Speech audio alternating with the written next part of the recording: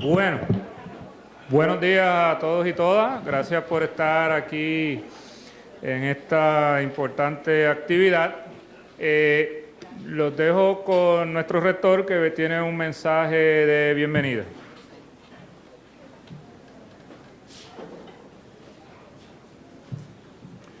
Buenos días a todos. Gracias por estar aquí. En nombre de la Universidad de Puerto Rico en Calley, I would like to welcome you, especially you, and all the guests. Esto es una actividad bien importante mayormente para los jóvenes y los no tan jóvenes. Esto es unas proyecciones bien importantes y esto son trabajos que se están haciendo sobre nuestro futuro como país. Y de forma directa e indirecta, cómo esto aplica a la Universidad de Puerto Rico, específicamente a la Universidad de Puerto Rico en Calley. Por lo tanto, a nombre de la Universidad de Puerto Rico en Calley, quiero dar la bienvenida a los panelistas, a los invitados, a los estudiantes, y quiero reconocer el trabajo titánico de organizar una actividad como esta. Por lo tanto, espero que lo disfruten, espero que aprendan mucho. Importante que puedan tomar decisiones sabias por el bien de nuestro Puerto Rico. Muchas gracias.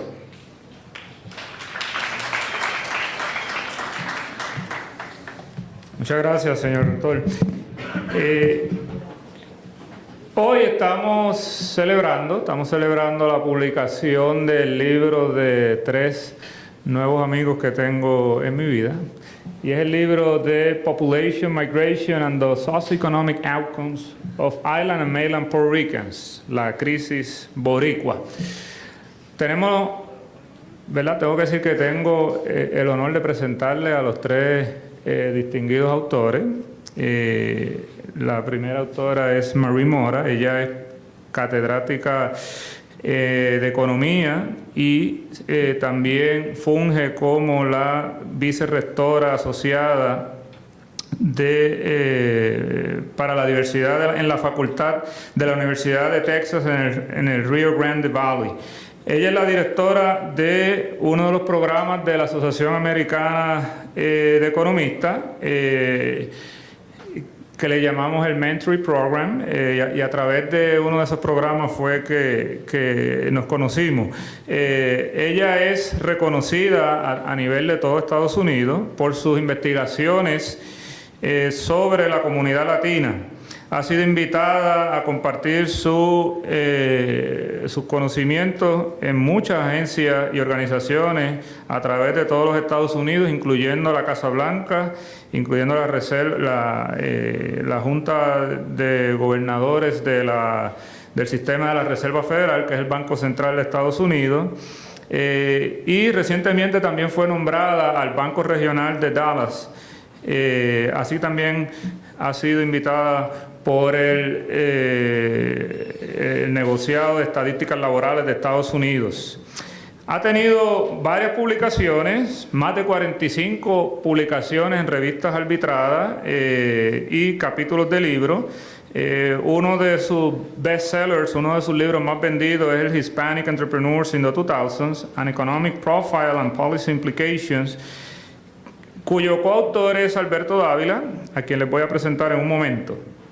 Tiene otros 3 libros coeditados. Ella tiene un doctorado en Economía de la Universidad de Texas A&M y tiene un bachillerato y una maestría en Economía de la Universidad de Nuevo México.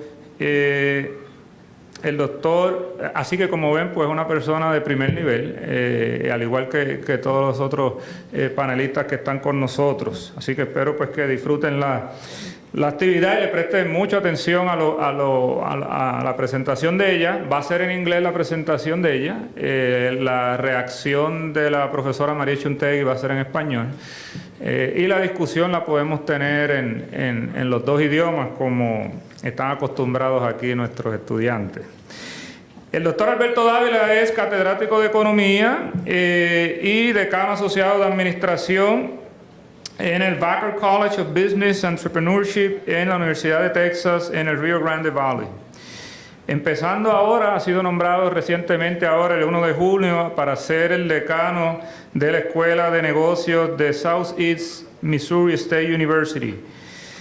Los intereses investigativos del doctor Dávila incluyen los estudios económicos de la relación entre México y Estados Unidos, sobre todo en la frontera, la economía de la migración, los mercados laborales de la comunidad latina en Estados Unidos, sobre todo aquello que tiene que ver con empresarismo. Ha publicado extensamente desde el 1982 y al igual que Mary Mora tiene múltiples investigaciones y capítulos de libros, incluyendo pues el libro que les mencionaba del Hispanic Entrepreneur.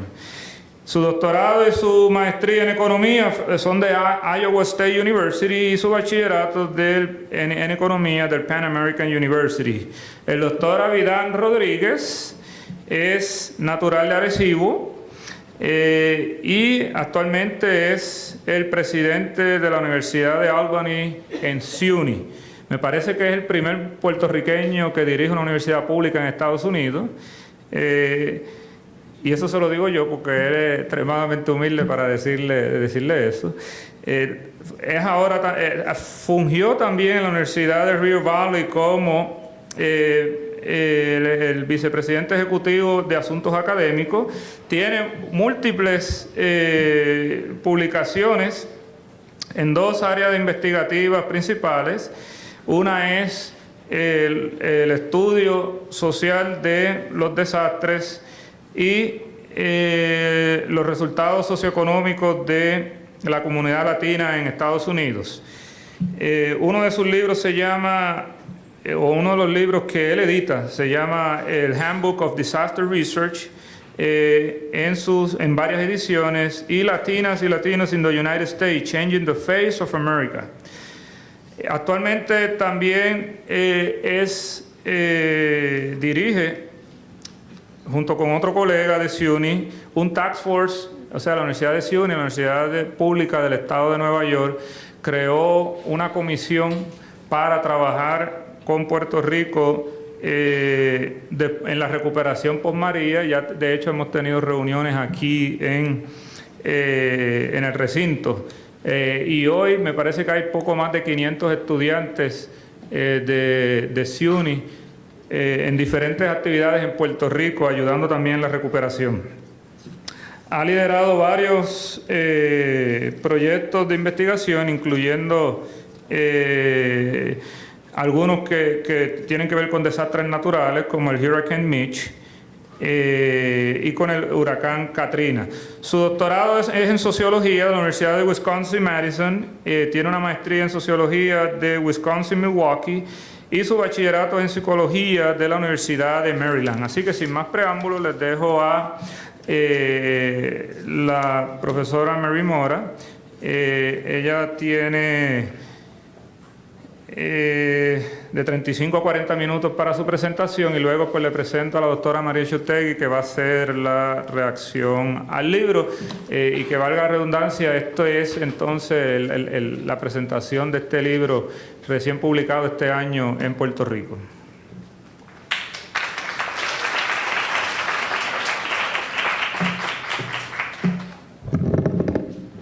Okay, good morning, everybody. Buenos días.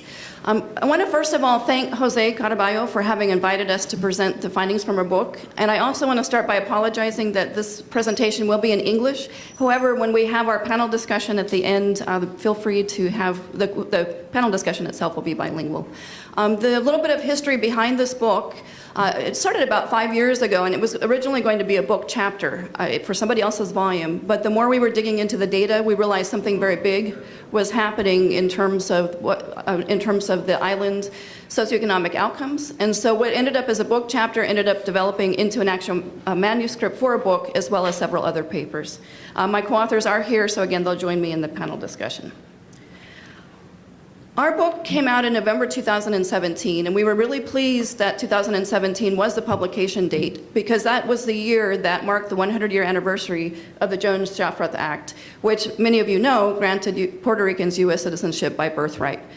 What also happened is when we got our galley proofs for the book, we got them 2 days after Hurricane Maria struck. Normally, the publishers do not like you to make any changes other than to correct typos, but we were fortunate to be able to address a little bit of the crisis, the hurricane crisis in terms of our writing. What we found very ironic, though, is even before Hurricane Maria, the island was already undergoing a severe economic crisis. In fact, throughout the book, we kept talking about the economic crisis, but that did not seem like a strong enough term. That's where we started to refer to as La Crisis Boricua. In addition, the humanitarian crisis that Puerto Rico is currently undergoing actually started before Hurricane Maria. So what Hurricane Maria ended up doing was just making a bad situation that much worse. So a lot of my comments are going to be what was happening pre-Maria, and then we also talk about some of the projections moving forward. And again, this crisis actually started in 2006, so we're talking about over 12 years ago. So again, both this economic crisis as well as the hurricane exacerbated the problems that the island was already facing. And so as we're looking today in the year 2018, Puerto Ricans both on the island as well as the U.S. mainland are facing grave and unprecedented challenges regarding economics, regarding socioeconomic outcomes, and demographic challenges, which we're going to be discussing. There are also some opportunities that we touch on as well. When I've given these types of presentations around the country, I always have a slide about why the U.S. should care, and so obviously this audience may say, well, of course we're going to care. But I think it's really important to emphasize to our fellow Americans that Puerto Ricans are indeed U.S. citizens by birthright. And again, we should care beyond humanitarian reasons. Again, we have our U.S. citizenship. In addition, Puerto Ricans do represent a significant population. There are 3.3 million residents of the island of Puerto Rico, and then there are another 5.3 million individuals on the mainland who identify themselves as Puerto Rican. So we're talking about almost 9 million people between the island and mainland who are identified as Puerto Rican. It's also important to note, and I'm kind of a broken record on this, is that when people think about the island of Puerto Rico and 3.3 million people, that is not a trivial population. In fact, there are 21 states, as well as Washington, D.C., that have populations that are smaller than 3.3 million. So if states like Arkansas or Vermont were taking as long, and Nevada taking as long to rebuild, I think there might be more of an outcry on the mainland. It's also important to realize that due to a lot of the outmigration, as well as relatively high fertility rates of Puerto Ricans on the mainland, their presence and impact on the U.S. mainland has been increasing, including, of course, in the traditional areas such as New York, Pennsylvania, Massachusetts, but we're also seeing certainly a lot of migration into Florida, and Florida, as we talk about, ended up receiving a full third of the migrants from the island over the past decade. In addition, Texas has turned into a new destination area. Texas is currently the fourth largest receiving area of migrants from the island. So it's important to emphasize that the longer it takes for this crisis to be addressed, the longer is going to be the cycle of outmigration, demographic shift, economic decline, and human suffering.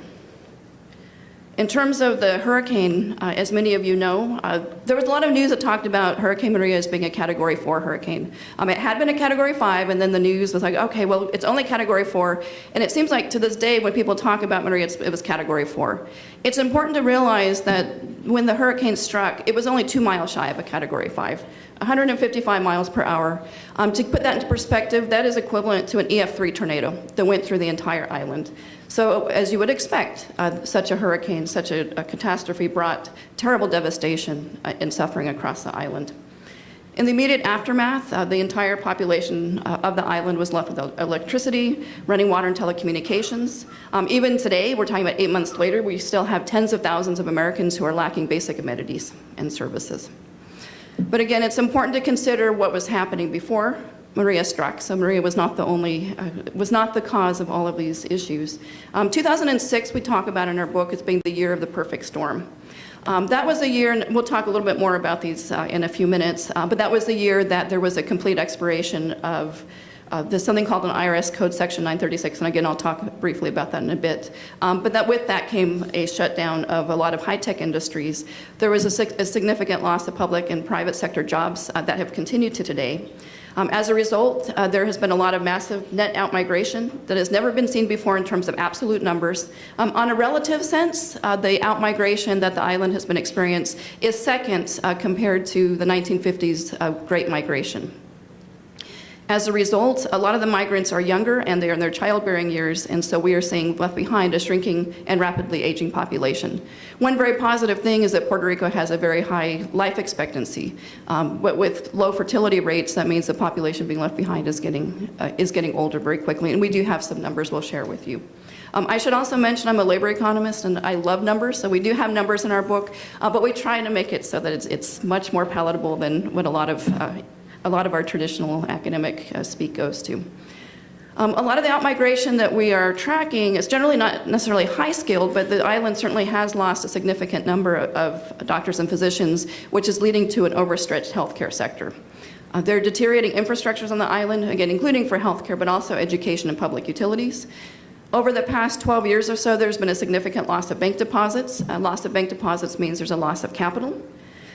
The island has been facing $123 billion in debt. And again, this is all pre-Maria. $74 billion you might have heard in the news in terms of public debt, but there's also another $49 billion in unfunded pension obligations. The island is also defaulted on payments to bondholders. And as a result, we have the controversial PROMESA legislation that was passed in 2016, which has reinvigorated a lot of the debates about Puerto Rico's de facto colonial status. The island did file for federal bankruptcy protection last year, basically a year ago, last May. Puerto Rico also faces a relatively high cost of living, including an 11.5% sales tax. And to put that into perspective, there's not a state that has a sales tax that high. In 2016, and again, this is before the hurricane struck, there was an economics consulting firm that projected that the island would not recover to its 2006 level until the year 2034. And that was their middle of the road scenario. They had a pessimistic scenario that said the island would not recover to the year 2042. And again, this is before the hurricane struck. So again, this was Puerto Rico's reality before last September. In terms of some of the estimates of the net migration, we talk a lot about the migration in our book, but to give you some perspective, in 2006, the Census Bureau estimates that the population of the island was about 3.9 million people. And in 2017, and this is as of July 1st, so again, before the hurricane struck, there were 3.3 million people living on the island. So that is a loss of about 600,000 individuals. But when you consider that during this 11-year period, there were about 130,000 difference between births and deaths. So these are people who would also be missing from the numbers. We're talking about estimates of net outmigration of close to 720,000. Relative to the 2006 population, this is about 18.3%. Almost 1 out of 5 Puerto Ricans have left the island on net since 2006. Since the hurricane struck, there are different estimates in terms of what has the outmigration look like. There was a report that came out recently using cell phone data, and those estimates that basically another almost 50,000 people had left the island on net. The folks at the Center for Puerto Rican Studies at Hunter College estimate that the net outmigration as a result of the hurricane could be as much as 135,000. So this is on top of these numbers. We also talk a little bit about our book, or essentially our book focuses on the outmigrants to the mainland, but we believe there's a significant number of Puerto Ricans who are also moving to other countries around the world. This is a graph that shows the net, or essentially the total migration between the island and mainland since 2006 up until 2016. The top red line, these are going to be the migrants from the island to the mainland, and you can see that those numbers have increased over time, particularly since 2012. What was happening on the mainland, why there's a little bit of a dip there between 2007 and 2011, had to do with the mainland's Great Recession. The bottom green line represents the people from the island who are moving to Puerto Rico. So Puerto Rico has had a lot of outmigration, but there has been a little bit in-migration, which has helped offset a little bit of these numbers. But we can see since about 2010, the gap between the two has grown. It looked like it was tapering off back in 2016, but again, this is before the Hurricane Maria. In terms of the slide, I was thinking that these look like watermelon slices. So what you have here basically is the total difference, or it's the outmigrants versus immigrants between the island and mainland, broken down by the mainland receiving states. The bar that is there on the far right, that is Puerto Rico. So if you want to get an idea of, it's basically summing up the graph we just saw in terms of this whole period between 2006 and 2016. The red is the outflow, the green is the inflow. The first bar chart there to the left is the state of Florida. Florida has been the largest receiving area, as I mentioned. Basically, a third of all the migrants from the island have been moving to Florida since 2006. Some people from Florida are also moving back, so that's a little bit of the red line. In terms of the order of the other states, again, Florida's largest for the in-migrants, followed by Pennsylvania, New York, Texas, Massachusetts, New Jersey, and Connecticut. As a result, we're seeing other changes in terms of the settlement patterns. So in this graph, what we have is looking at the Puerto Rican population on both the island and mainland and looking at what percentage lives in different areas, going between 2006 and 2016. That top red line, what you see is the percentage of Puerto Ricans, people who identify as being Puerto Rican, who are living on the island. And we can see since 2006, this population has been declining. So almost half of individuals between the island and mainland back in 2006 lived on the island. Now we are looking at, again, it's likely to be about a third now. It's about 35% when up until, I'm sorry, yeah, it was about 35% up until 2016.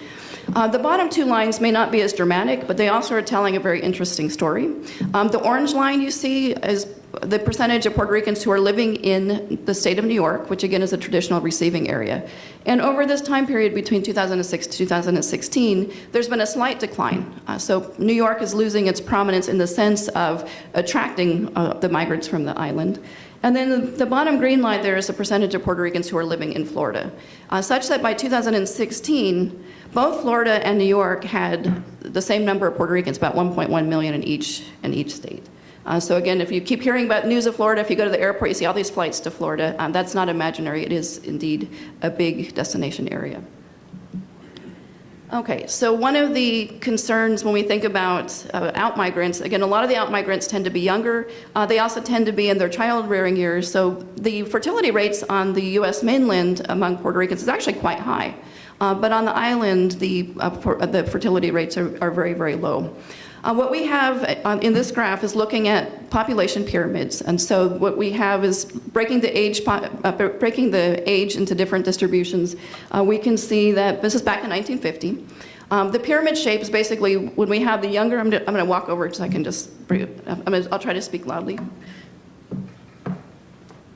The bottom of the pyramid is the younger population, and as we move up the pyramid, we're looking at older populations in terms of what is represented in the different groups. So back in 1950, Puerto Rico had a very young population. It has the double-sided, on one side we have men, we have women on the other. In the year 2000, you can see that there was already a change, so as the population begins to get older, you start seeing more of a beehive shape in these population pyramids. In the year 2015, that population shift had continued. So the population you can see is essentially had been getting older. Now projections, and again this is before the hurricane struck, for the year 2025, you can see that the population was already expected to continue aging. And then for the year 2050, it was basically considered to be an old population. Again, one of the concerns is that if we have a lot of out-migrants, that is going to exacerbate the aging of the population. We also talk quite a bit about different labor market outcomes, different socioeconomic outcomes, and so we certainly talk about labor market issues, and this graph is just to give you an idea of some of the things that we consider. We are looking at, the top panel is island-born Puerto Ricans who are either on the island or mainland, and tracking their unemployment rates over time. The top lines there, maybe I can just, these are the unemployment rates of island-born Puerto Ricans on the island. The ones that are still on the top panel but are below, these are unemployment rates of island-born Puerto Ricans who are living on the mainland. One of the things that is a little bit striking is that the unemployment rates of island-born Puerto Ricans was actually pretty stable throughout this whole economic crisis period, which is the second line there that you can see with the diamonds. However, when you add in the loss of labor force participation, the unemployment rates should have actually been quite considerably higher among island Puerto Ricans. And we actually see something similar with respect to mainland-born Puerto Ricans living on the island as well as the mainland. That's the bottom panel. The island also, and Puerto Ricans on the island have relatively high poverty rates. They also have high poverty rates on the U.S. mainland. So in terms of what this graph is representing, the top two lines there, these are island-born Puerto Ricans, the very top line in terms of poverty on the island. The second line, though, is mainland-born Puerto Ricans who are living on the island. The poverty rates have remained relatively stable over this time period, about 45%, which is considerably high. But they are also high if we look down to the, again, still top panel, but the bottom two lines. These are both island-born and mainland-born Puerto Ricans who are living on the mainland. So over the time period that we're studying, and this part goes up to 2014, island-born Puerto Ricans who are living on the U.S. mainland still had poverty rates that were close to 30%. The bottom panel is looking at Mexican Americans and non-Hispanic whites, just for comparison. So I mentioned a few minutes ago the expiration of the Section 936 of the IRS code. What that ended up doing for a 20-year period was that businesses that were producing on the island were exempted from paying income taxes on goods. There's a corporate income tax, break. But in 1996, it was announced that that this section would be phased out over a 10-year period, such that by December 31st, 2005, these corporate income tax breaks would completely go away. So in terms of our estimates, as a result of the loss of or at least related, maybe not all of these jobs were lost, but a significant number of them were, about 37,000 jobs were lost between 2006 and 2014. These estimates are in line with other estimates using different data sets. This was beyond an additional 30,000 jobs that were said to be lost or attributed to be lost during the phase-out period. As a result, if you have a loss of businesses and jobs, you'll have a loss of bank deposits and capital at a time when people need them the most. This time period also saw the imposition of sales taxes. So we had a 7% sales tax that was imposed in 2006. Part of this had to do with the government's budget, so they were trying to find ways to raise additional sources of revenue. And having the sales tax at 7% then was one of the ways to do so. But as many of you know, the sales tax was increased again in 2015 to 11.5%, which again is substantial, and no state has such a high sales tax. As a result of the government working to address its budgetary issue, our estimates between 2006 and 2014, we estimate about 79,000 jobs were lost in the public sector. The continuation and the continuing closure of schools is adding to another complication. As many of you know, a lot of the schools are being consolidated. Other issues that the island has been facing, and again, this is still preliminary, is the high price of electricity. This was especially the case whenever oil prices go up. Puerto Rico has depended very heavily on oil to produce electricity, and given that oil has to be brought in, it raises the cost of electricity production. The island has been facing a collapse in housing prices, which has led to additional defaults on mortgages and plus out-migration. So some of the concerns there is that there's a surplus of homes, which does not bode very well for the construction industry, although with the rebuilding, that might be one of the bright spots, that there is more rebuilding. But with having people defaulting on mortgages or not purchasing homes, there are also long-term effects in terms of wealth accumulation. The healthcare industry is also facing some challenges. The island is medically underserved. There has been a loss of physicians, as I mentioned a few minutes ago, and then when you add to that a rapidly aging population who is going to be more likely to need healthcare, this is another issue of concern. In this graph, we're looking at the labor force participation, basically our labor market outcomes for island-born Puerto Ricans who have recently moved to the mainland. In our book, we talk about island-born Puerto Ricans, the recent migrants, as well as those who have been on the mainland for more than a year. We're defining the recent migrants as those who moved within the past 12 months. This information is from the American Community Survey. And we found something that was very striking, and that is depending on where people are moving, their socioeconomic outcomes differ. And so what we have shown here are the different states for the main receiving areas of these recent migrants. And again, the one that's at the far right is Puerto Rico. In green, we have the percent, or the number, these are the percentage of people who are employed, so they have jobs. In the red, we have the percent of people who are unemployed out of the total population. These are ages 25 to 64. And then the top black, these are people who are outside of the labor force. What we thought was very striking is if you look in the middle, you have an area that has a huge green area, a huge green section, and then a moderately sized red section and a very small black section. That's the state of Texas. It turns out that migrants going to Texas have very high employment rates. They have relatively low unemployment rates. They're also going into relatively high-skilled jobs. If we compare that, the migrants going to Texas with the one that is to the immediate right to it, with a little area of green, that is the state of Massachusetts, where the labor force participation of recent migrants in Massachusetts is less than 40%. So adding together the employed with the unemployed. And so that has implications if we consider social workers and government assistants who are trying to help migrants move into their new communities. Depending on where they're moving, their needs are going to differ. And I think that gets lost in the discussion. We also talk in our book about differences in earnings. That's not just about employment, but it's also about labor market earnings. And so these are earnings differentials with non-Hispanic whites on the mainland. So the middle one there that you have in red, this is Puerto Ricans in Puerto Rico relative to non-Hispanic whites. So they earned, on average, 72% less. We accumulated over the time period, or we aggregated over this time period. For the new migrants, though, their earnings penalty relative to non-Hispanic whites was about 85%. That's not controlling for any differences in age, education, experience, et cetera, but we want to do that. We have in this graph also some of the states just for representation, and again in our book we go through much more detail. But new migrants in Florida earned about 87% less than those even who left behind in Puerto Rico. In Texas, despite the relatively high education levels, they earned about 75% less. And in New York, about 91% less relative to non-Hispanic whites. When we control for differences in education, so we say for people with the same education level, if they're of the same gender, the same labor market experience, same occupations, et cetera, a story shifts, and that is that in terms of these unexplained differences, in Puerto Rico, Puerto Ricans are earning about 48% less than non-Hispanic whites.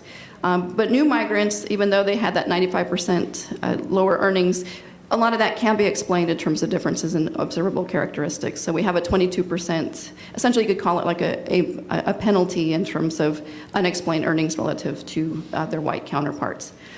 In Texas, even though they were faring quite well, there's an unexplained earnings penalty of about 35%. What we're attributing with that is essentially a mismatch with the skill level. So we have very highly skilled Puerto Ricans moving to Texas. They might be earning good wages, but it does not appear that they're earning as much as what their skills should command. And again, that's another issue in terms of matching with respect to skills. And then New York has a very high earnings penalty relative to non-Hispanic whites, about 91%, but much of that can be explained by differences in terms of their socioeconomic characteristics. We also talk a lot about poverty rates and differences, again, with non-Hispanic whites just as a benchmark. And poverty rates also vary depending on where people are moving, and that's probably not surprising if we have such differences in terms of employment. So for example, you have there in green, these are the poverty rates of island-born recent migrants in Texas was about 14%. That was a lower poverty rate than we saw on the island, which is about 45%. But poverty rates among the new migrants in the traditional areas, such as Pennsylvania, New York, and Massachusetts, are at 60% or above. And then those who are in Florida, the poverty rate among the recent migrants was still about 33%. So substantial rates of impoverishment, again, even on the mainland. The bottom panel there, go ahead and highlight a little bit. This, again, is some of the differences in poverty can be explained by differences in socioeconomic characteristics such as education and age. But again, they remain substantial. Looking ahead in terms of some of the potential impediments to address, like crisis boricua, it has started escalating in 2006, so we're already a dozen years, literally 12 years into this crisis. It's worth noting, though, that the crisis didn't just appear in 2006. It was actually a slow-burning, a long outcome of economic woes the island had been facing for decades. Another impediment is that Puerto Rico does not have representation in Congress, and that can have a big implication, particularly when we look at the frustratingly slow efforts that we are seeing in terms of the rebuilding from the aftermath of the hurricane.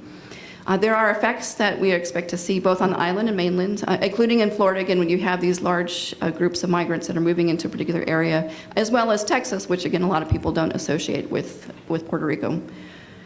The debt, I mentioned, $123 billion, means that also the island does not have the capital to rebuild the time it needs it the most, either rebuilding the economy or the deteriorating infrastructures.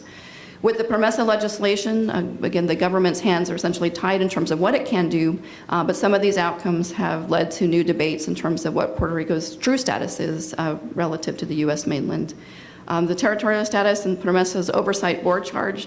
This has been another issue of concern, and I know my colleague Jose Caraballo here has been talking about, well, one of the concerns is that this oversight board is actually not accountable to the needs of Puerto Rico. They're accountable essentially to other, like basically the bondholders.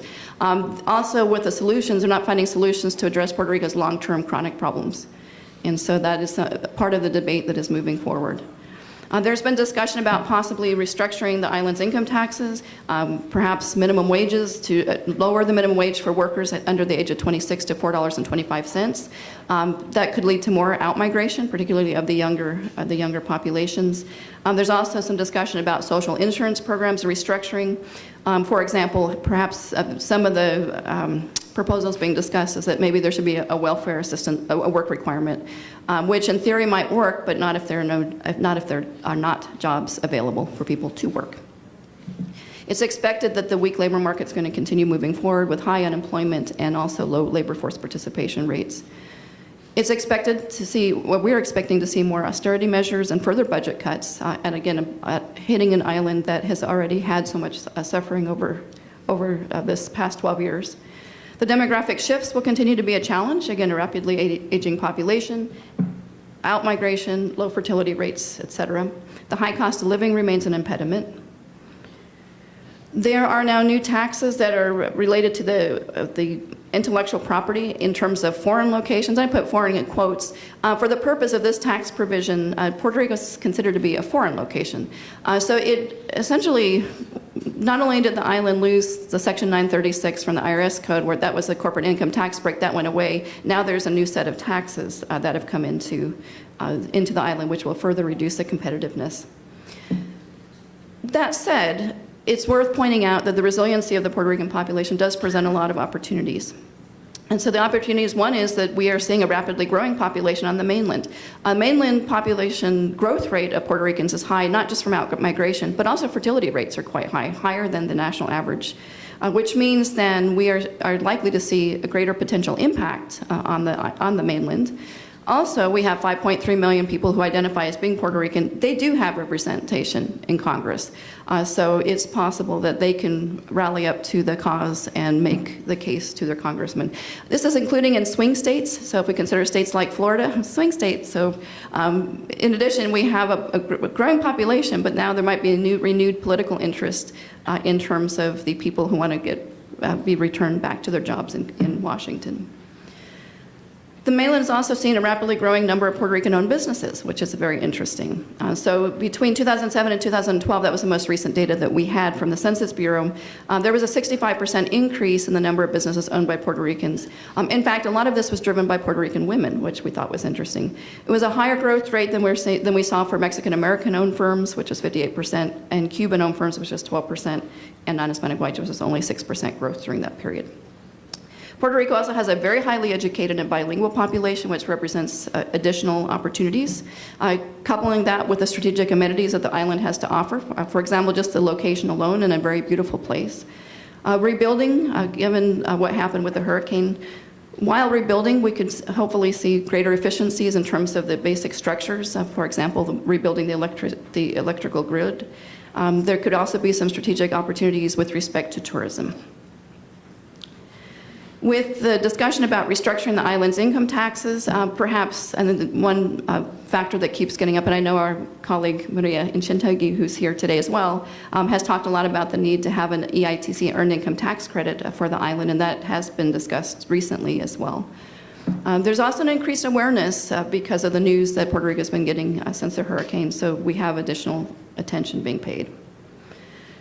In terms of some of the implications for the mainland communities as a result of the hurricane, we expect to have additional mass net outmigration, which was already at record numbers, but that is likely to continue, but perhaps not as rapidly as now that the rebuilding has been underway.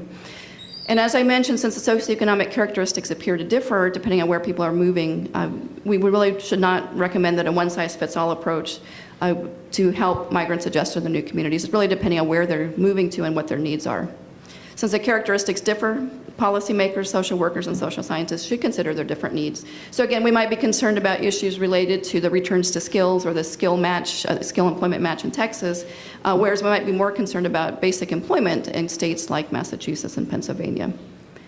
There is a lot of impoverishment, again, even among mainland-born Puerto Ricans on the mainland, and so that is another issue to consider moving forward. It does raise questions about intergenerational progress. So in closing, it's important to emphasize, and this gets lost in the shuffle, that Puerto Rico was already undergoing a humanitarian crisis before the hurricane. What the hurricane did was just make a bad situation even worse. So it is imperative to rebuild the island and ease the humanitarian crisis that is causing suffering, disease, and illness and fatalities among millions of American citizens.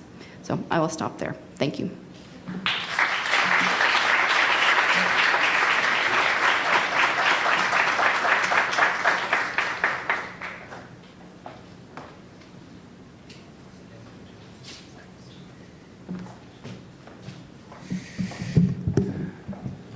Wow, excelente. Yo me había leído el libro ya y vuelvo a aprender nuevas cosas, algunas de las cuales me gustaría resaltar en este momento.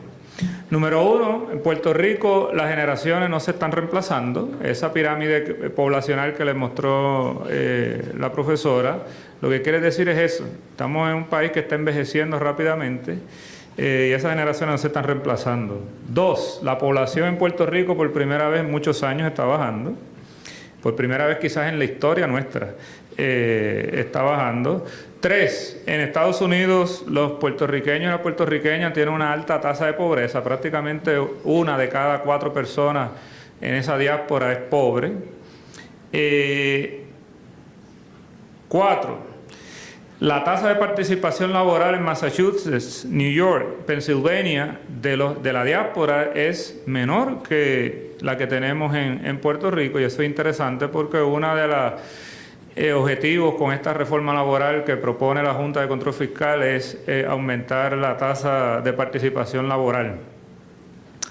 Y el último que me pareció también muy interesante es que el gran aumento que ha habido en Estados Unidos de la diáspora en la apertura de negocios. El libro obviamente se lo recomiendo, está disponible en Amazon y le agradecemos nuevamente a los 3 autores que hayan tenido la gentileza de venir a presentar su libro aquí con nosotros.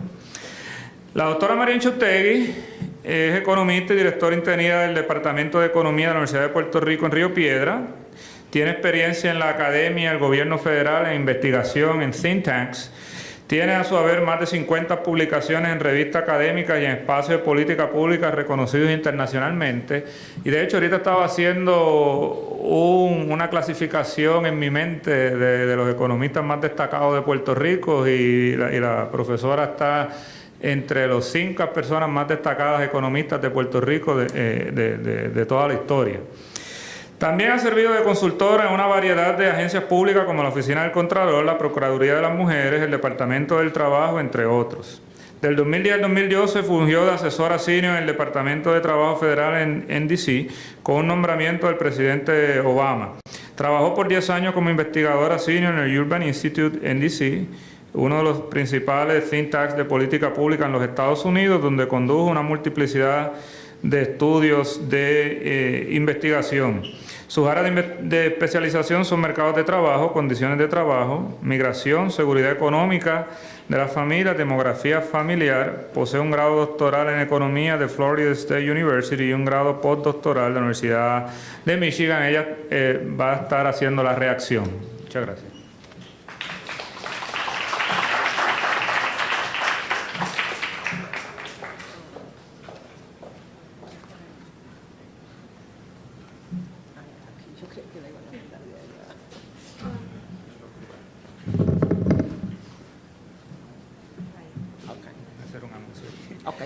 En lo que sube la presentación, mis estudiantes, cuando termine la presentación, les voy a pasar una hoja de asistencia. Brinca eso porque tuvo un error. Bueno, dale para atrás, pero se me quedó la... Bueno. Muy buenos días, es un placer para mí estar aquí entre ustedes. Calley siempre me trae buenos recuerdos. Cuando yo empecé en la UPR, mi mejor amiga se vino a estudiar para acá y tengo buenos recuerdos de este recinto, así que siempre es bueno estar aquí. Además que es muy fresco, ¿no? Muy buena temperatura. Bueno, es un placer para mí poder dirigirme a ustedes. Me excuso por este error que dice ND, eso quiere decir Javier Rodríguez. Pero el libro que nos ocupa hoy, como ya ustedes vieron de la presentación que hizo Mari Mora, es un proyecto ambicioso. Cubre muchos temas de la situación actual de Puerto Rico y los autores hicieron todo lo posible para presentar los datos más actualizados posibles y más recientes. Me imagino que fue difícil para los autores decir voy a parar aquí, porque como todos los que vivimos en este país sabemos que aquí las cosas cambian todos los días. Y que hay algo nuevo con lo que hay que bregar todos los días. Así que mi reconocimiento y mis felicitaciones a Mari Mora, a Alberto Dávila y a Javidán Rodríguez por traernos este material que, como dije, es abarcador, y está muy al día y creo que va a ser material de referencia por muchos años por venir. Hace unos años atrás, cuando en ese tiempo estaba en DC, en el 2010, 2012, tuve la oportunidad de compartir con Marí en uno de los juntes que Marí Mora hace del American Economic Association Summer Fellowship Program. Y Marí se me acercó y me habló de este proyecto y creo que inclusive me convidó a participar. En ese momento yo realmente no podía embarcarme en este tipo de proyecto. Pero creo que el proyecto que Marí tenía en su mente en ese momento era mucho menos ambicioso que eso y de hecho, pues cuando escuché que ella dijo que este proyecto empezó like a book chapter, but then evolved as a book, pues me muestra que esto fue un proyecto que evolucionó en la marcha. Y les recuerdo que durante ese tiempo, Javidán era rector o presidente de la entonces University of UT Arlington, that they became RGV, Río Grande Valley, que Antonio T. Dávila era profesor también en la universidad y decano asociado, así que tenía 50,000 cosas que hacer. Y Mary Mora, pues también, pero los que tenemos la oportunidad de conocer a Mary Mora, sabemos que ella es como una hormiguita. Ella siempre está trabajando. She's always working. She's like a little ant always working. Estas 3 personas que tenemos aquí son personas muy ocupadas y que pudieron sacar el tiempo para escribir este libro. Me parece que muestra el compromiso de los autores con el tema y el compromiso de los autores con Puerto Rico, y me gustaría que le diéramos un aplauso porque creo que es importante. El libro hace un gran esfuerzo por cubrir los eventos más recientes, incluyendo Promesa. Comienzo, ¿verdad? Tal vez por una crítica, no sé, esto es una crítica benigna, tal vez. El término que usan los autores, tal vez, de la crisis humanitaria, y lo vimos aquí, que Mary Mora lo usó. Yo no usaría ese término, pero esa soy yo. Creo que ese término está un poquito exagerado para describir lo que está pasando en Puerto Rico, aunque entiendo que podríamos decir que es cuestión de grado, ¿verdad? Y otras personas también han usado el término. Pero yo, personalmente, yo dejaría el término crisis humanitaria para otro nivel de sufrimiento. Pues pienso en Siria, pienso en Yemen, y como que la crisis humanitaria de Puerto Rico pues no me encaja. O tal vez porque, como dice Dickens, que cuando comienza la historia de 2 ciudades, es que hay que usar los superlativos, porque de otra manera la gente no entiende la diferencia entre el bien y el mal. Pero pocas páginas en la lectura del libro, inmediatamente cuando uno va a la segunda, tercera página, los autores se enfrentan de cara a la dualidad de Puerto Rico en que vivimos nosotros día a día. O que dijo magistralmente, tal vez los poniendo en el extremo, lo que don Pedro Albizu Campos dijo: o somos yanquis o somos puertorriqueños. Aunque los autores no lo plantean de esa manera, es claro que ellos mismos reconocen que es difícil clasificar a Puerto Rico. ¿Dónde lo metemos? Lo metemos en los países pobres, lo metemos en los países ricos. Y, por ejemplo, que nosotros tenemos indicadores demográficos que nos pueden clasificar dentro de un país de ingresos altos, ¿verdad? Baja fertilidad, baja mortalidad, baja fertilidad, baja mortalidad. Pero sin embargo tenemos unas tasas de pobreza que son muchísimo más altas que la jurisdicción del estado más pobre de los Estados Unidos. El reto continuo de la clasificación de este país con características duales es uno que continúa teniendo muchos autores y estudiosos, especialmente aquellos que no viven en Puerto Rico y que buscan presentar la realidad de Puerto Rico. Nosotros los criollos, los que vivimos aquí, tal vez insistimos menos en esa clasificación de si estamos aquí o allá, y tal vez hemos internalizado esa dualidad como nuestra realidad. Pero tampoco debemos ser tan severos, hay que darle crédito al modelo Manos a la Obra por haber movido a Puerto Rico bien por encima de los países hermanos, aunque a la misma vez reconociendo que no se alcanzaron o no se han alcanzado, tal vez nunca se alcanzarán los niveles económicos que viven los estados de los Estados Unidos. Como ya dije, el libro es bien abarcador en la diversidad de temas que toca. Pero el tema en que más abundan los autores es el tema de la migración. Yo me voy a concentrar en ese tema y en varias gráficas que captaron mi atención. Tal vez ustedes no lo saben, pero yo siempre he estado escribiendo un libro sobre migración de Puerto Rico.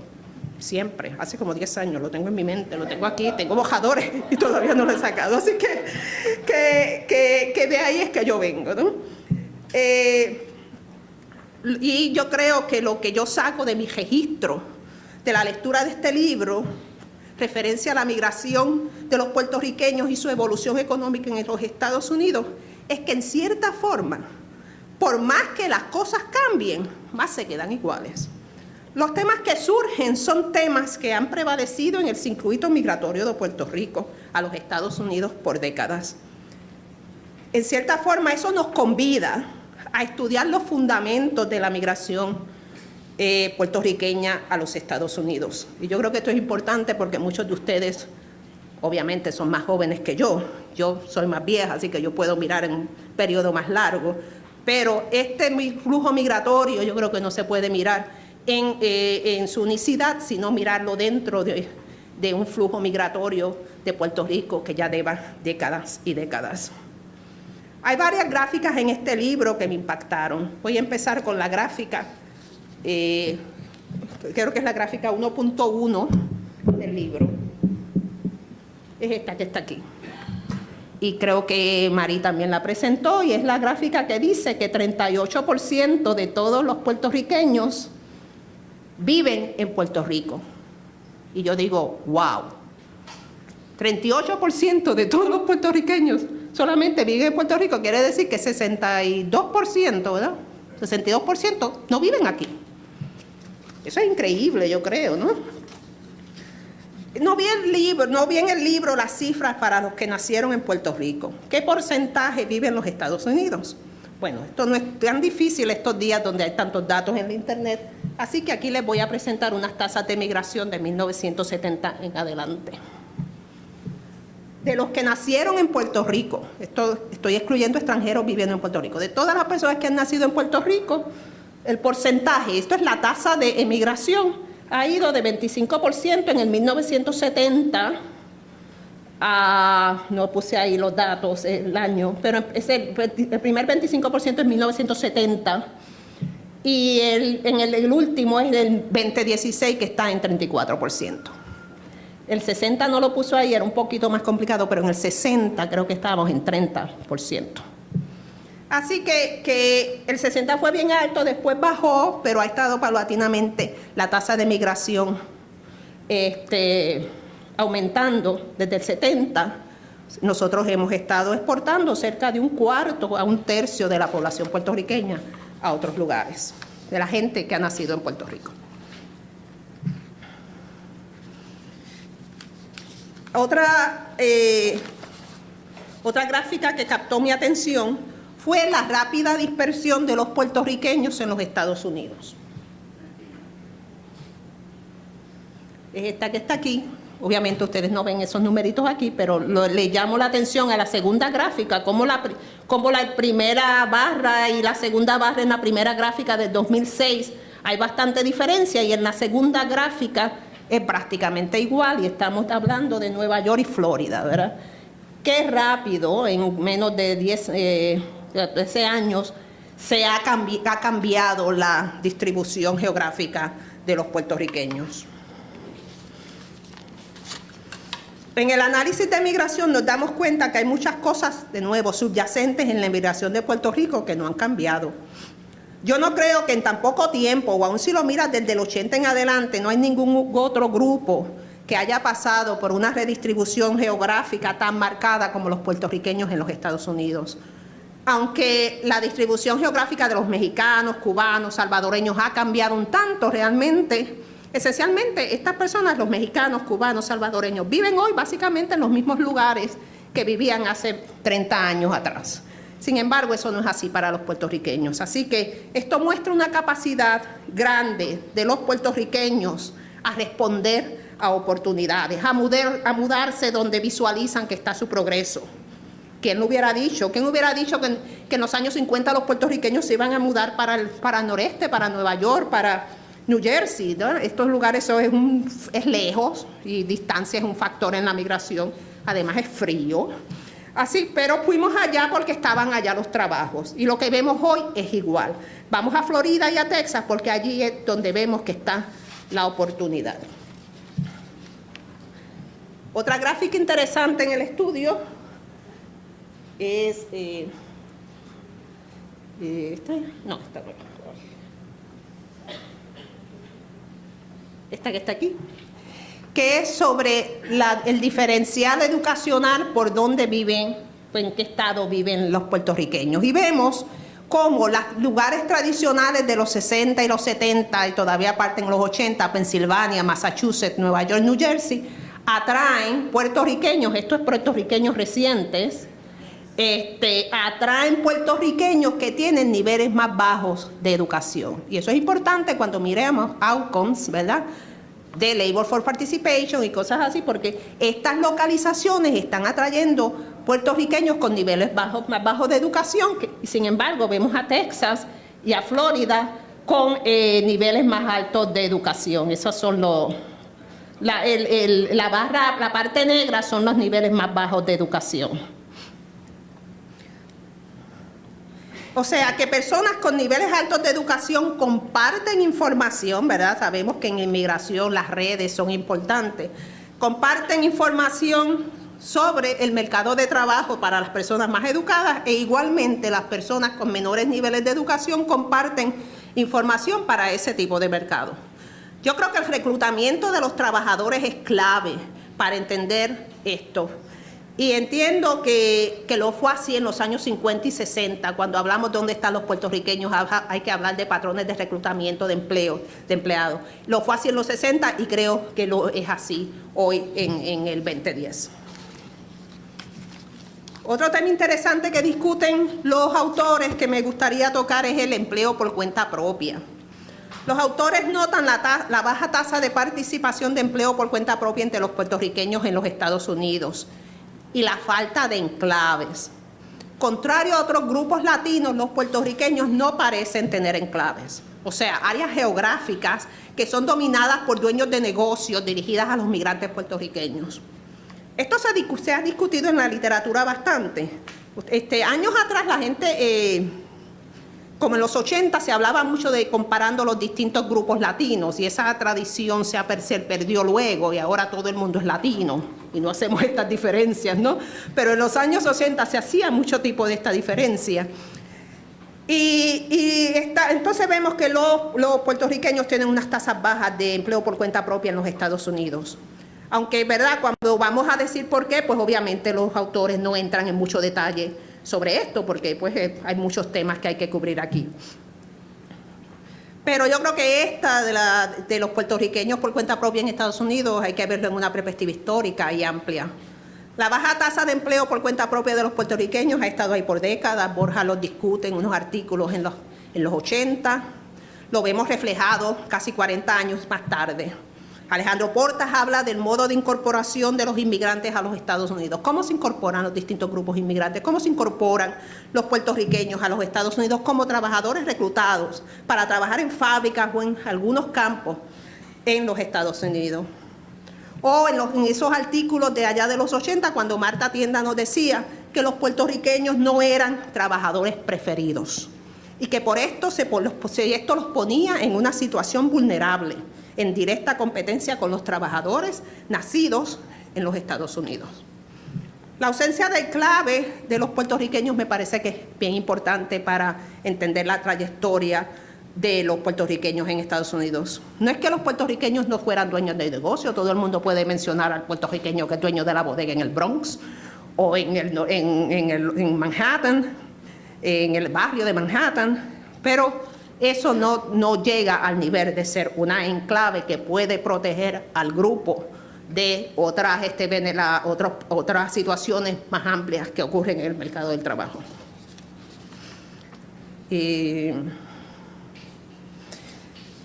El otro tema aquí que me interesó leer fue los de diferenciales salariales. Los autores hablan de una diferencia salarial no explicada. Esto quiere decir que si yo pongo dos personas viviendo una en Puerto Rico y otra en Estados Unidos, y estas personas tienen el mismo nivel de educación, la misma edad, el mismo género, cosas así, pues esas personas Yo puedo explicar parte de su diferencial salarial a base de esas características, pero hay un porcentaje de ese diferencial salarial que no puedo explicar. Y los autores nos llaman la atención a cuán alto es ese diferencial que no podemos explicar entre los puertorriqueños aquí y los puertorriqueños allá. Y que es posible que este diferencial se haya reducido un poco en los últimos años. ¿Están? No.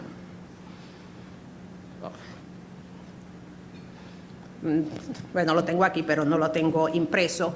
Y que se haya reducido ese diferencial en los últimos años y que tal vez es que los salarios están aumentando en Puerto Rico debido a que tanta gente se está yendo. Yo creo que esto es muy pronto para llegar a esa conclusión, pero me parece que es interesante y que hay humo y hay que seguir mirando lo que está ocurriendo con eso. Hay que seguir trazando cómo el mercado local responde a la migración, si está respondiendo por aumentos en salarios. Nosotros sabemos, y yo en mi artículo con autoría con Richard Freeman, discutimos cómo el salario mínimo pone un coto abajo de que los salarios no pueden bajar. Y cuando ese coto se llega, el pueblo puede responder con emigración. Hacia arriba los salarios es más fácil aumentarlos. Así que eso es una teoría que yo creo que hay que seguirla y mirarla a ver cómo cambia a través del tiempo. También noto la ausencia en el libro de la relación de la emigración con la distribución de ingresos. Sabemos que Borjas en los finales del 80 escribió un artículo bien impactante sobre cómo la distribución de ingresos de los países que envían emigrantes puede afectar el tipo de migrante que se va. Básicamente nos dice Borjas que en países donde la distribución de ingresos es peor que la de Estados Unidos, tienden a enviar inmigrantes de niveles más bajos educacionales. Y yo creo que Puerto Rico tiene una distribución de ingresos más desigual que Estados Unidos y puede ser que lo que estamos viendo en términos de educación encaje con ese modelo. Por último, me enfoco en las tasas de pobreza.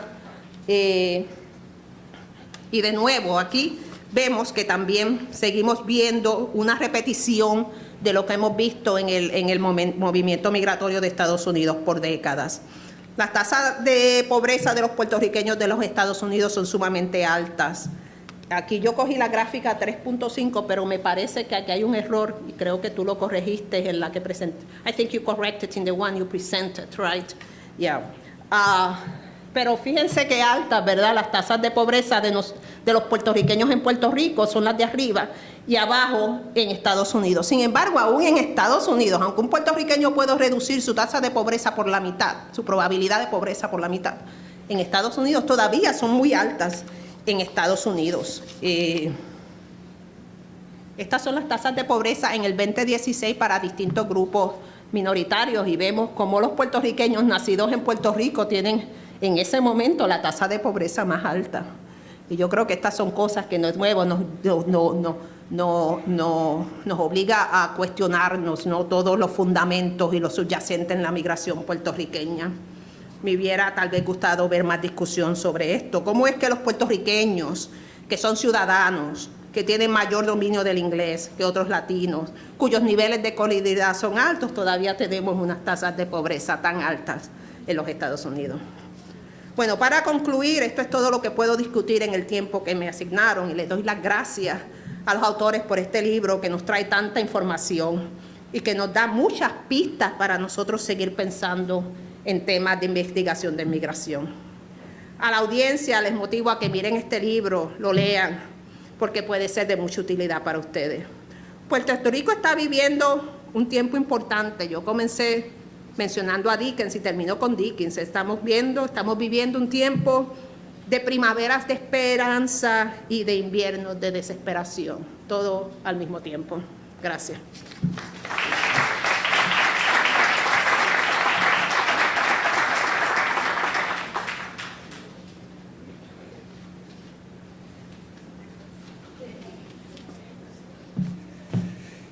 Muchas gracias a la profesora Echautegui por haber aceptado la invitación a reaccionar al libro. Ahora me gustaría abrir una sesión de preguntas con símbolo de interrogación al final. Y recogemos varias preguntas para que los compañeros aquí, los autores, puedan contestarla. Si quieren pasar acá ustedes pues yo...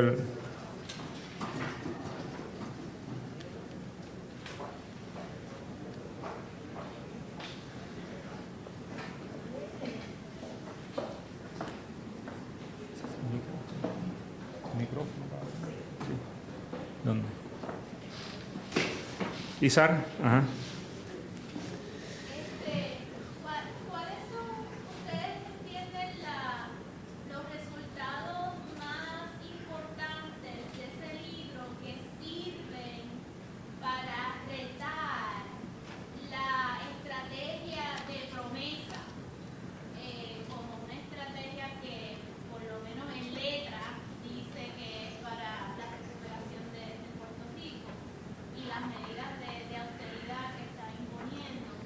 ¿Cuáles son los resultados del libro que si uno va a retar esa premisa de promesa, uno debería citar con más frecuencia del libro de ustedes?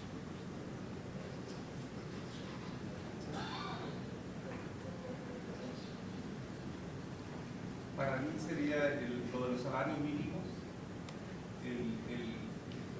Creo que promesa tiene como estrategia cambiar los salarios mínimos de los adolescentes con los ¿a cuánto está? What was the number? A 4.25. 4.25, menor de 25 años. Entonces pienso yo que eso es un problema potencial, teóricamente, porque eso podría aumentar la cantidad de trabajo para los adolescentes, pero le costaría, digamos, a los adultos. Eso sería para mí un resultado importante.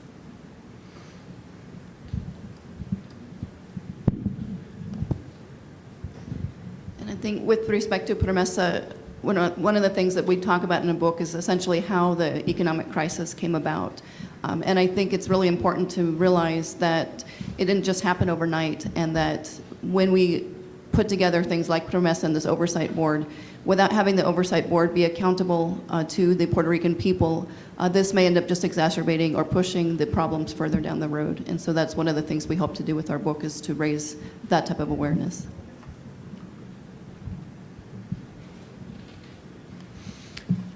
¿Una otra pregunta?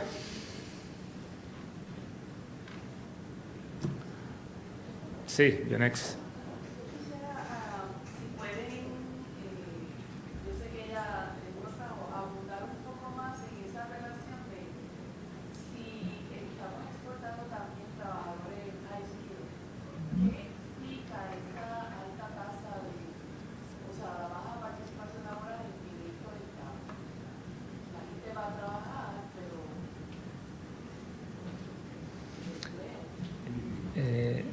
La pregunta sería, ¿por qué si emigran muchas personas de Puerto Rico que tienen niveles de escolarización considerables, por qué se observan unas tasas bajas de participación en varios estados?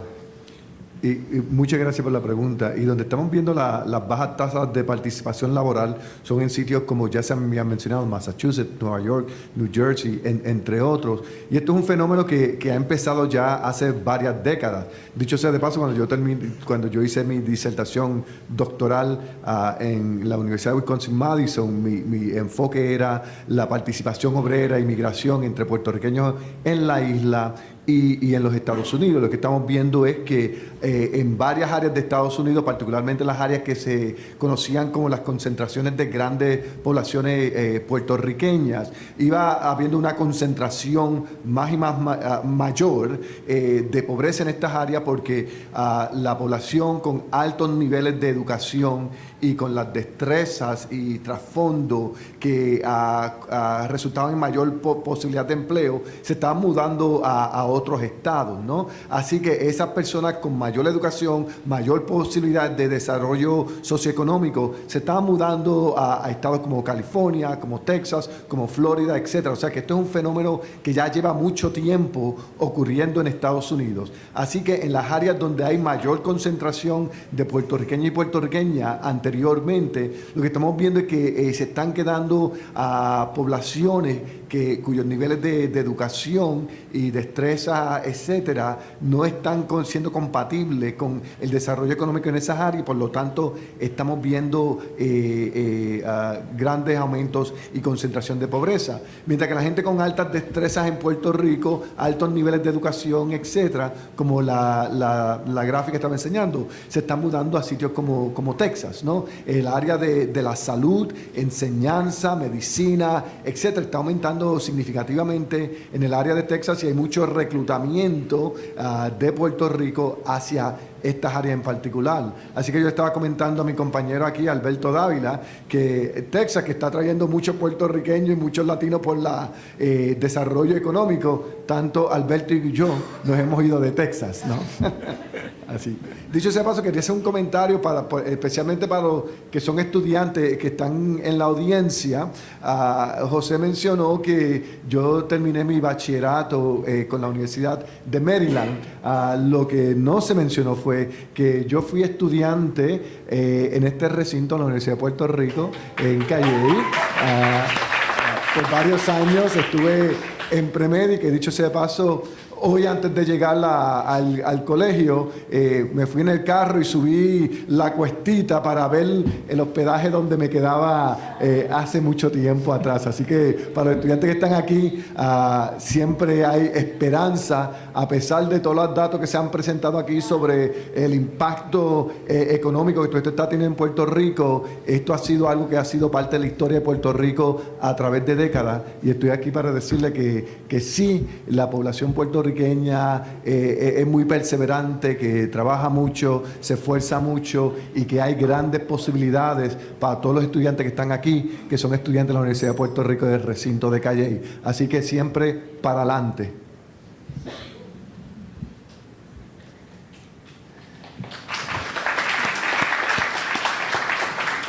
¿Alguna otra pregunta? Sí, adelante. Sí, lo felicito por ese libro extraordinario. De nada.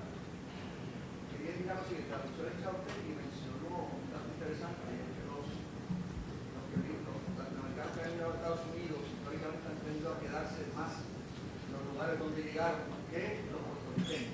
Están moviendo a otros estados como Texas, Florida, etc. Si no recuerdo mal, ya mencionó que eso obedece en gran medida a la búsqueda de oportunidades de empleo. Sin embargo, en esos estados la tasa de participación laboral sigue siendo muy baja. O sea, lo que aparenta ser como una contradicción, pero eso se puede comentar un poco sobre eso. Usted está mencionando los estados en los que se están saliendo los puertorriqueños. Nueva York y Florida, que la participación de empleo es muy bajo en esos estados. Los estados hacia donde han tendido a moverse más los puertorriqueños, contrario a otros latinoamericanos que se han quedado, los estados donde llegaron, los estados donde se han tenido a mover más buscando oportunidades de empleo, como Texas, Florida, en esos estados sigue siendo muy baja la tasa de participación laboral. Eso es, no creo que ese es el caso en Texas y en Florida. The labor force participation rate is pretty high in Texas and Florida. No, es bastante alto, sí. Aún para los que nacieron en la isla.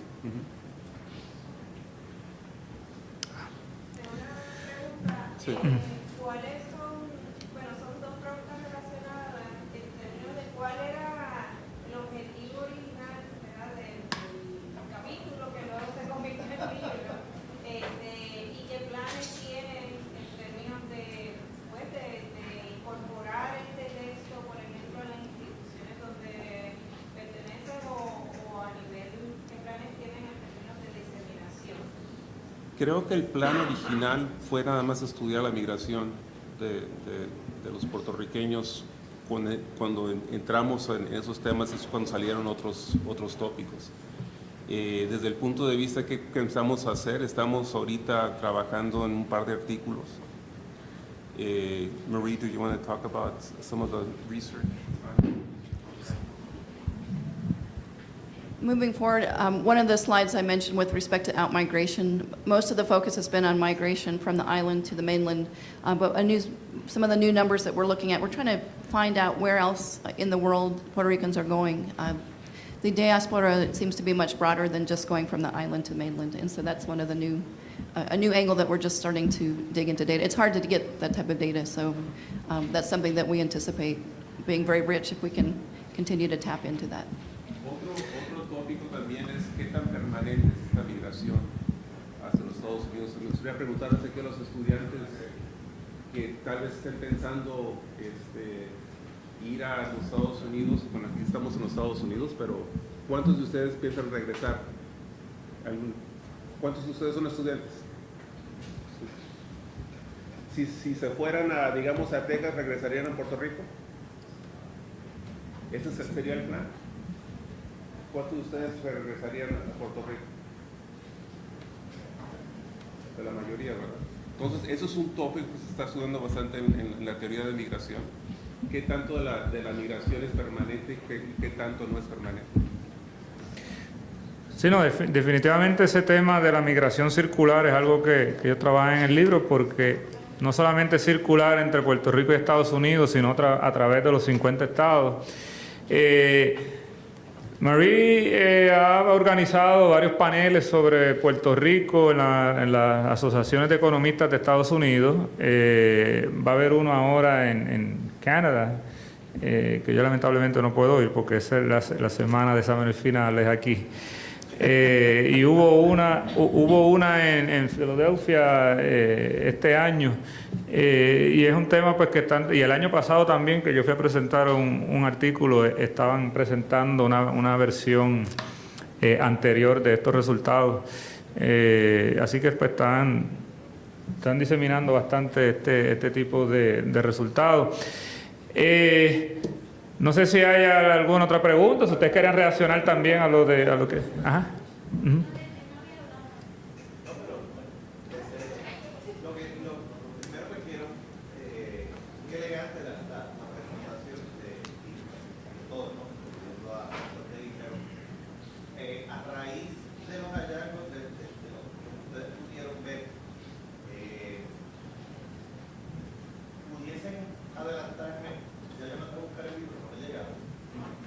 Entonces, en lo que me llega, pudiesen resumir en una o dos algunas recomendaciones desde el punto de vista a raíz de lo que ustedes pudieron ver en términos de política pública, de cómo se reversa la tendencia que hemos visto que ustedes están presentando. O sea, ¿qué podemos hacer para reversar o por lo menos causar un punto de inflexión en esta tendencia? Eso es un debate, yo soy economista laboral, entonces es un debate que tuvimos entre los tres. Para mí, el mercado va a cambiar, digamos, van a haber más trabajos creados en Puerto Rico, va a venir más gente a Puerto Rico, va a venir más negocios a Puerto Rico, y eso yo creo que el mercado va a solucionar ese problema. Pero mis autores no necesariamente están... Yo lo que voy a comentar es sobre el aspecto, la pregunta es qué tendencia se está refiriendo, ¿no? Porque hay varias tendencias que hemos discutido, ¿no? Fuerza laboral, migración, aspectos demográficos. La tendencia hacia la baja de la tasa de participación laboral, sobre todo la tendencia hacia la baja de tasas de natalidad, o por lo menos el balance, ¿no? Entre la tasa de natalidad y tasa de mortalidad, o sea, en el neto. Sí. O sea, sobre todo, cómo se puede mitigar, no quisiera ser ambicioso de decir reversar, pero por lo menos que haya asintóticamente algo más suave. Sí. Que en vez de un hard landing sea un soft landing, Sí. y podamos empezar a hacer, por eso digo un punto de inflexión, no necesariamente regresar la tendencia, pero por lo menos algo. Yo soy demógrafo, así que cuando uno ve estas tendencias de natalidad y mortandad, no, si uno examina el caso de Puerto Rico, las tasas de natalidad, de mortandad, de expectativa de vida, etcétera, reflejan las características, ¿no?, de un país quote unquote desarrollado, ¿no? Así que, y lo que vemos en estos países es que por raras excepciones, una vez uno llega a estos niveles bajos, y por ejemplo la tasa de natalidad de Puerto Rico está por debajo del nivel de reemplazamiento, está muy por debajo de la tasa de natalidad, inclusive de Estados Unidos. Revertir eso, cambiar eso, si uno mira a Japón, mira a España, mira a otros países europeos, etcétera, o de Asia, es casi imposible. Esos aspectos demográficos rara vez cambian, a menos que tengas un quote unquote baby boom, como pasó en los Estados Unidos, ¿no?, luego de la Segunda Guerra Mundial. Pero esos patrones, una vez llegan a esos niveles, están ahí para quedarse. O sea que la alternativa real para ver la población aumentar en Puerto Rico es revertir el patrón de migración, ¿no? Y el otro aspecto sumamente importante es que la población de Puerto Rico hoy día se considera una población envejeciente, ¿no? Así que uno de los factores principales, hablando de promesa y que es lo que tienen que enfocarse estos grupos, es realmente fortalecer y mantener de una forma invirtiendo mucho más dinero en los aspectos de salud en la isla, en la infraestructura de salud, porque vamos a ver que los impactos de las enfermedades crónicas en Puerto Rico, dado la población envejeciente, va a seguir causando va a tener significativos impactos, ¿no?, a través de la isla. Así que el gobierno tiene que enfocar en invertir mucho más en la infraestructura de salud y obviamente en la infraestructura de educación. Pero en términos de los cambios demográficos, una vez uno llega a esos niveles, raramente cambian. Bueno, pues yo quería hacer la entrega, ya tenemos la hora de almuerzo y algunos estudiantes que tienen clase. Quería hacer la entrega de un obsequio de parte de aquí el Instituto de Investigaciones a los 3 investigadores y a la profesora María Enchotegui. Cualquier pregunta pues se puede atender ahora al final, así que muchas gracias por haber venido y muchas gracias a ustedes también.